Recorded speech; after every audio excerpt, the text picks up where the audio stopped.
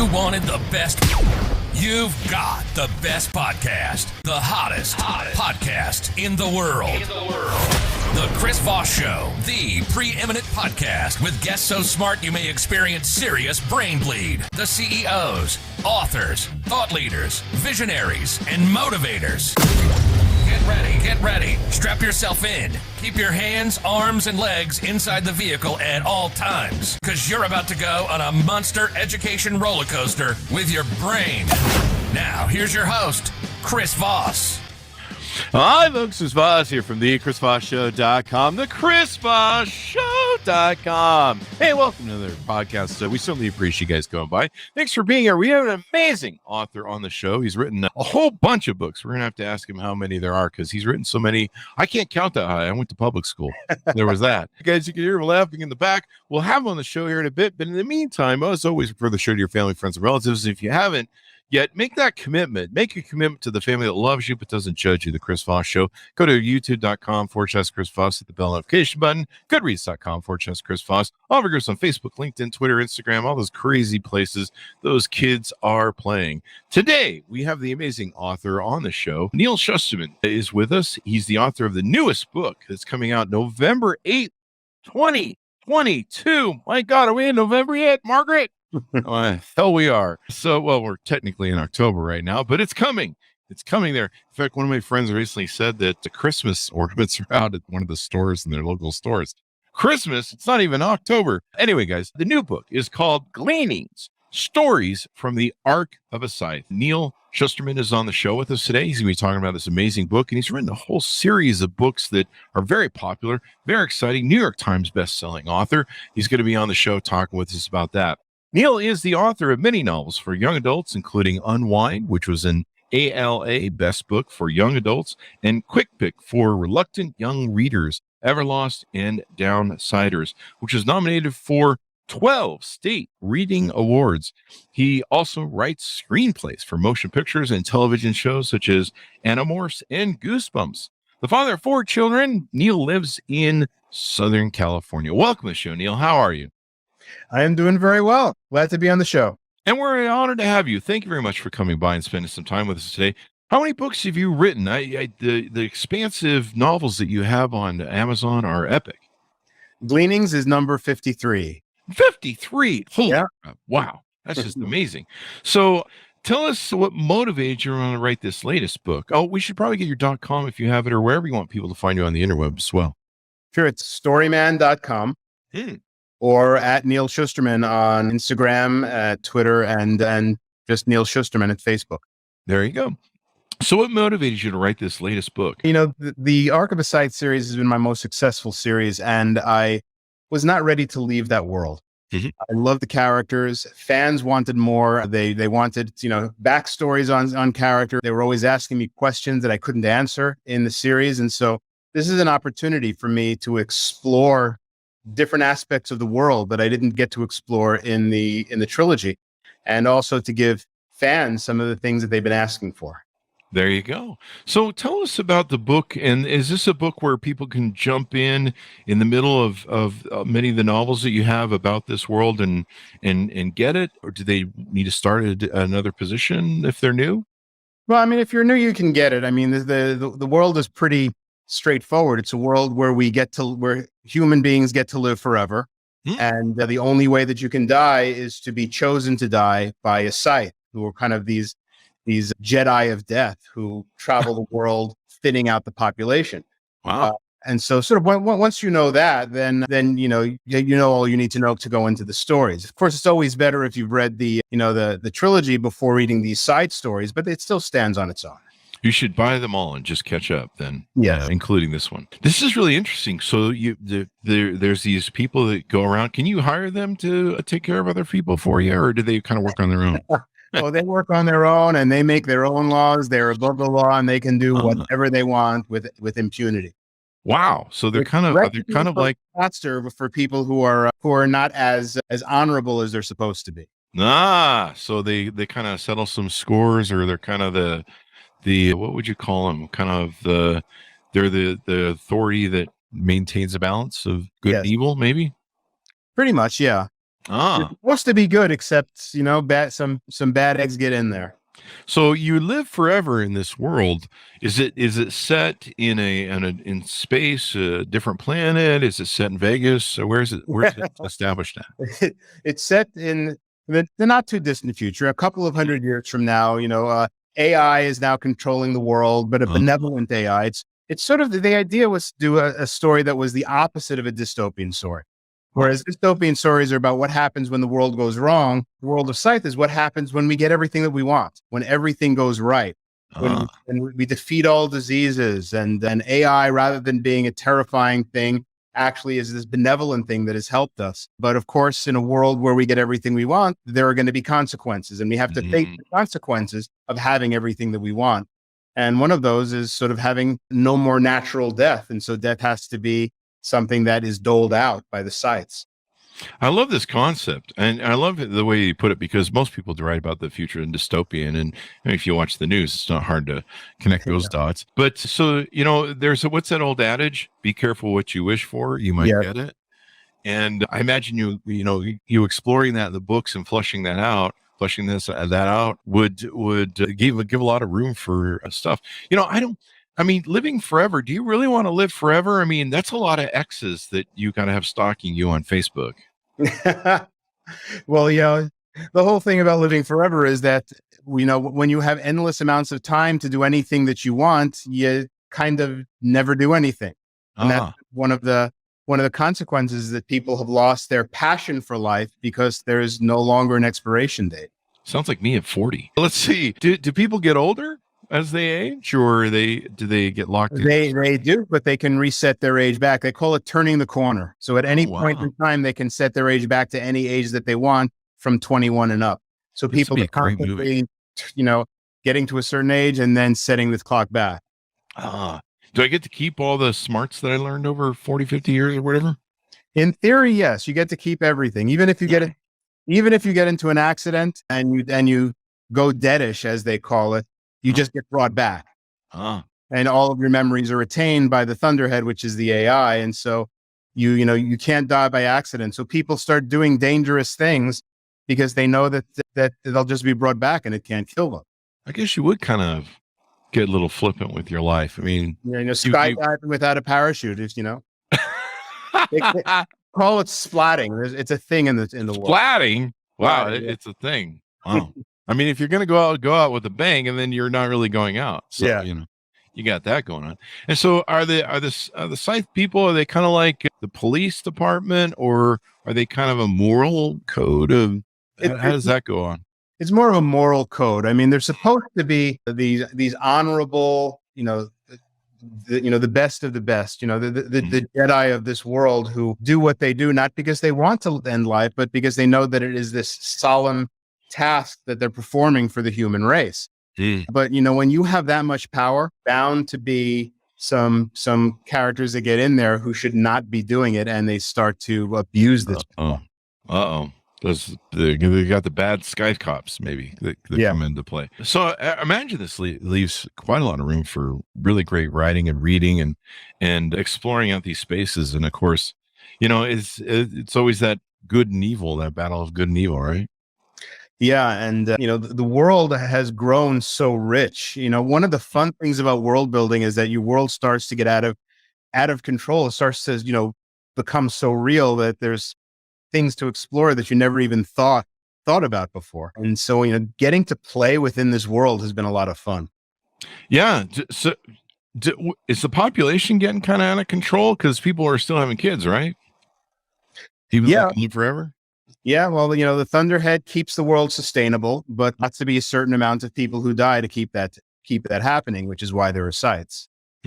Tell us about some of the characters in the book that you flesh out. Oh, well, the main characters in the series are Citra and Rowan, two teenagers who are taken on as apprentices to be Scythes, and we sort of watch their growth through the three books.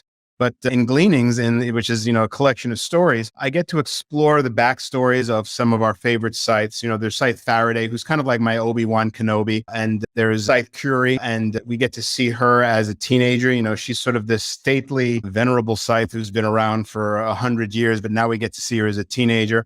And then there's Scythe Goddard, who is the bad guy. I mean, he is perhaps the nastiest villain I've ever written. And we get to see him when he was a creepy 16-year-old. You know, what was it that made him this bad guy? It sounds like my 16 years. I don't know. I read the book, but that's probably, you know, I was up to something in my 16 years or something. I think it was mostly chasing girls around town, but I had my moments, I suppose. Everyone does at that age, at adolescence and stuff. So how many books are there in the series itself? You've written, you say 53 books? Yeah, in this series, it's just the trilogy, 3, and then Gleanings, which is the sort of short story collection that wraps everything up. Yeah.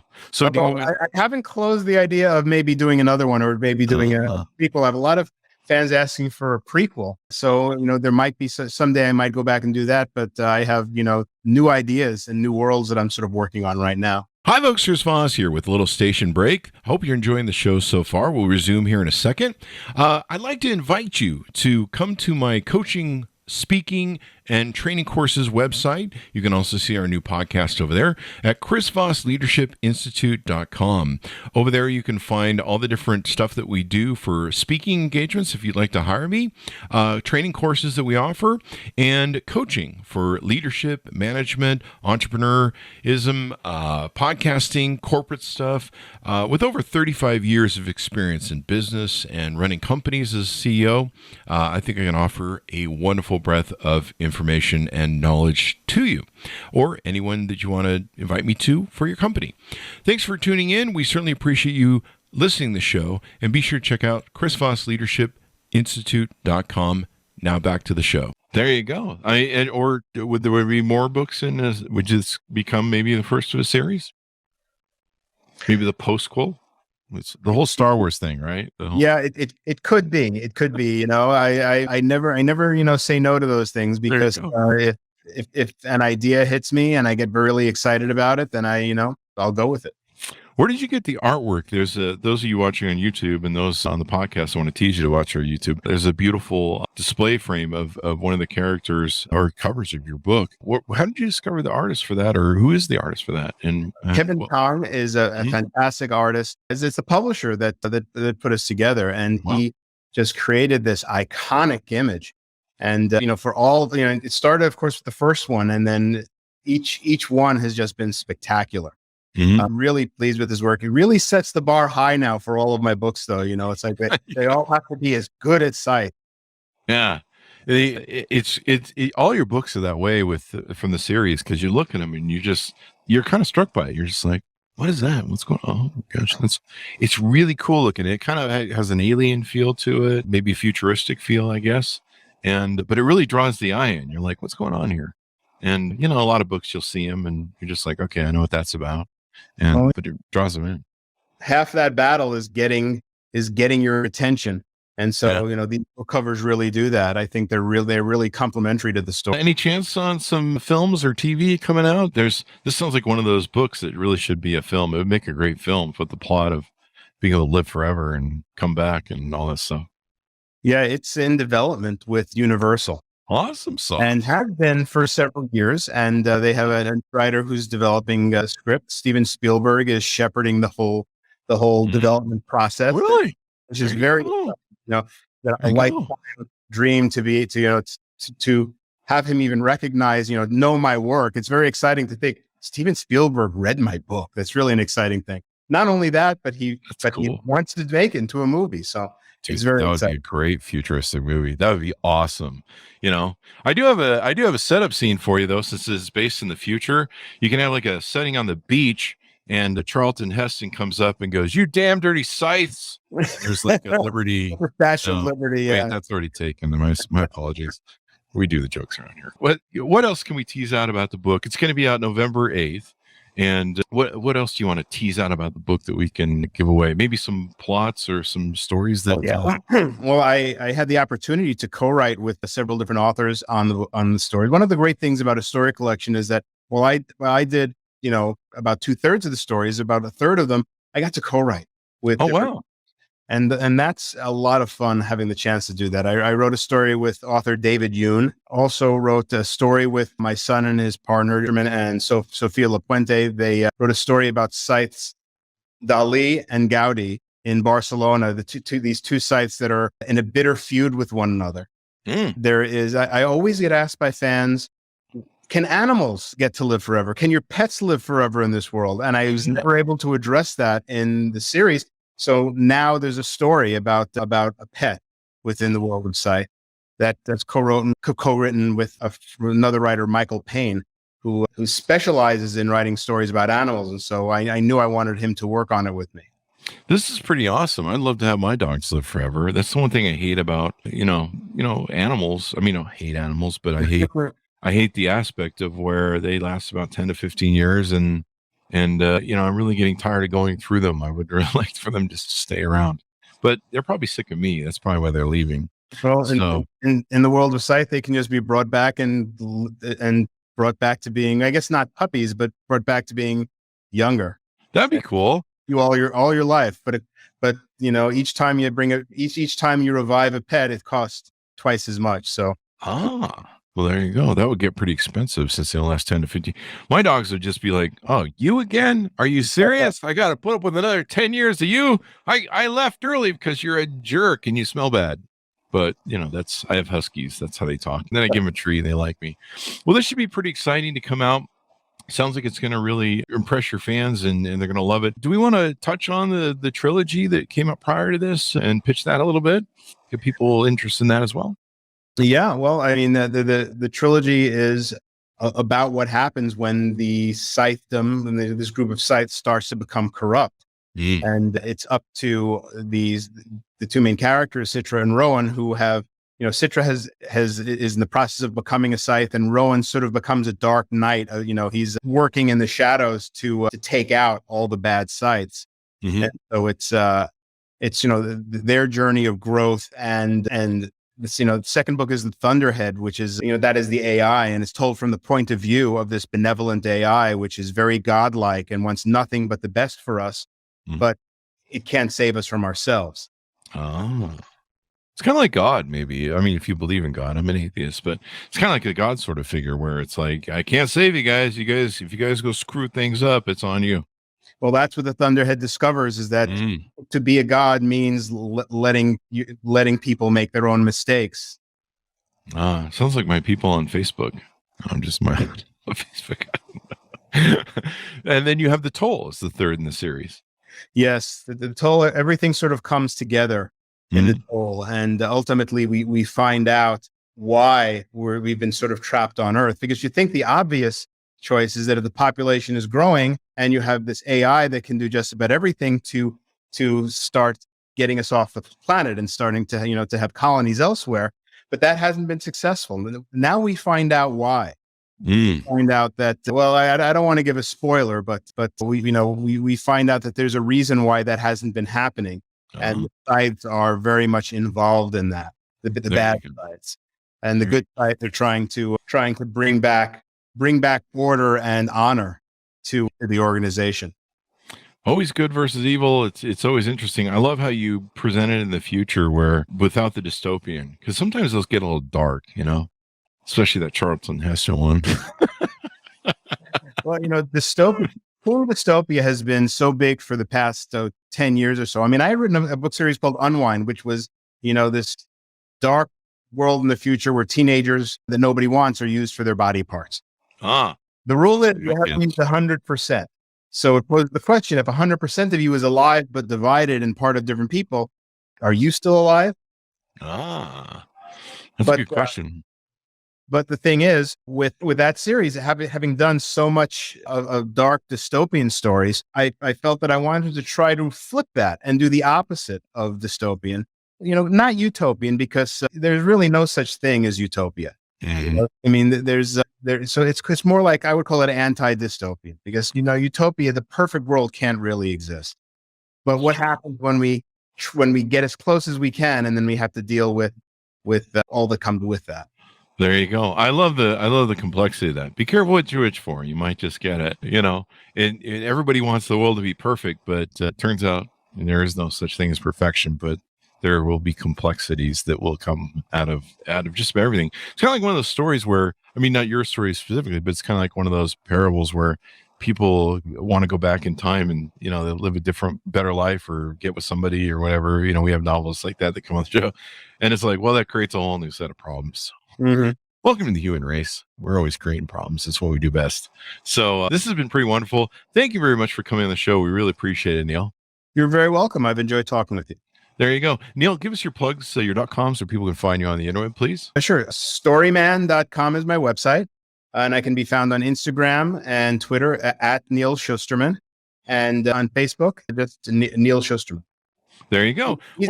Spell my name right. There's no C in Shusterman, and Neal is Neal. Do they do that to you a lot? All the time. All the time. They do that to me. They go Chris with one S, and they make it two S's, and they put one S on the Voss. And the word Neal is awesome, too. Mine's Neil, so that's probably my fault. They're spelling it wrong. I don't know. It was my father's name, so it's good. But order up the books wherever fine books are sold. People, stay out of those alleyway bookstores. I got shivved in an alleyway one time recently. Had to get a tetanus shot, so don't do that. Go to wherever fine books are sold, and you'll find Neal's books. Gleanings, stories from the Ark of a Scythe. It's coming out November 8th, so you want to pre-order it now so you can get ahead of it, get ahead of your book club, be the first one to read it, and all that good stuff. Thanks for tuning in. Be good to each other. Stay safe, and we'll see you guys next time.